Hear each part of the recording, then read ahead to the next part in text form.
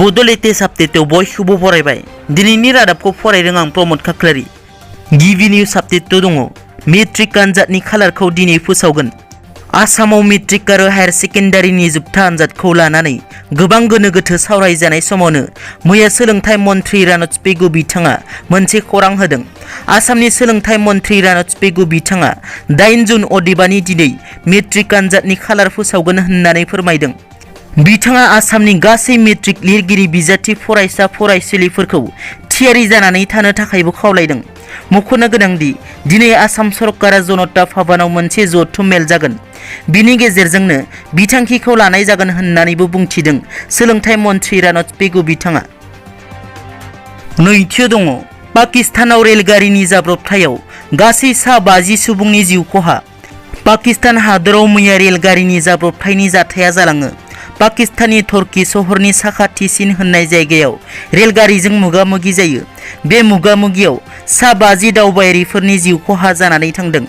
बे जाथायखौ पाकिस्ताननि गाहाय मन्थ्रि इमरान खाना दुखु फोरमायनायजों लोगोसे रेल बिफाना बिनि सायाव नायबिजिरगासिनो होननानै मिथिहोदों। थामथियाव दङ IPLनि 14थि सिजनआ 19 सेप्तेम्बरनिफ्राय फिन जागायगोन। हादरनाङै गिख्रंथाव कर'ना भाइरासनि थासारिनि जाउनाव IPL 2021 मायथाइनि 14थि सिजन बादायलायनाया गेजेर सिजनावनो दोनथ'जादोंमोन। बे समाव IPL 2021 मायथाइनि 14थि सिजननि आद्रा थानाय बादायलायनायनि फिन हाबाफारिखौ फोसावना होबाय। मख'नो गोनांदि IPLनि 14थि सिजनआ आद्रा थानाय बादायलायनायखौ फैगौ 19 सेप्तेम्बरनिफ्राय खुंफुंनो थि खालामनाय जादों। बे बादायलायनायनि जोबथा बादायलायनायखौ फैगौ अक्ट'बर दाननि 15 खालाराव खुंफुंनाय जागोन होननानैबो फोरमायदों। ब्रैथियाव दङ बारग' इन्दि पिकेटारफोरनो थाबैनो रां अनसुंथाइ होनाय जासिगोन। मैया गुवाहाटीआव आसामनि गिबि मन्थ्रि डक्टर हिमन्त बिश्व शर्मा बिथाङा बिटिआर गोरोबथाखौ मावफुंनायनि सायाव सावरायलायो। बे सावरायलायनायाव बिटिआरनि गाहाय खुंगिरि प्रमद बर', मन्थ्रि इउजि ब्रह्म, बिटिआरनि मावफुंगिरि सोद्रोमाफोर, चिफ सेक्रेटारि जिष्णु बरुवा बिथांमोना बाहागो लायो। बे सावरायनायाव बारग' इन्डिपिनि सा 4032 सोद्रोमाफोरनो गावनि आथिङाव गसंथानो हानाय बादियै 160 कोटि रां आसाम सरकारा होनो फोसावो आरो बारग' इन्डिपिनि सोद्रोमाफोरखौ रोंगौथि होनानै गावनि आथिङाव गसंथानो हानाय बादियै सरकारनि फारसेनिफ्राय फोरोंथाइ होनायनि खोथाखौबो सावराय जथुमाव मख'नाय जायो। बाथियाव दङ बिटिआर गोरोबथानि दफाफोरखौ मावफुंनो गिबि मन्थ्रिजों सावरायदों प्रमद बर'आ।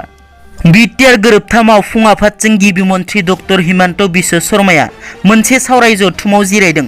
सावराय जथुमाव गिबि मन्थ्रिजों सावरायनायाव जिरायदों बिटिआरनि गाहाय खुंगिरि प्रमद बर'जों लोगोसे लेङाइ गाहाय खुंगिरि गबिन्द बसुमतारी आरो बिटिआरनि मावफुंगिरि सोद्रोमाफोरा 3 एबा 4 दाननि गेजेराव बिटिआर गोरोबथानि जाफुंसार महर नुनो मोनगोन होननानै फोरमायदों। जायफोर दफाफोरा दासिमबो जाफुङाखै बेफोरखौ खम समनि गेजेरावनो जाफुंहोनायनि थाखाय खावलायदों गिबि मन्थ्रि बिथांखौ। बिटिआरनि गाहाय खुंगिरि बिथाङा बुङोदि जाय बिथांमोना सिगांनि लामासिम गिदिंना थांनो नागिरदों बिथांमोनखौ थुलुंगा होनाय जादों होनना बिटिआरआव गोजोननाय नांगौ होनना बुंथिदों बिटिआरनि गाहाय खुंगिरि प्रमद बर' बिथाङा। दिनैनि रादाबा एसेनोसै। नोंथांमोना जुदि आंनि चेनेलखौ दासिमबो साबस्क्राइब खालामाखै अन्नानै साबस्क्राइब खालाम। गोजोन्थों।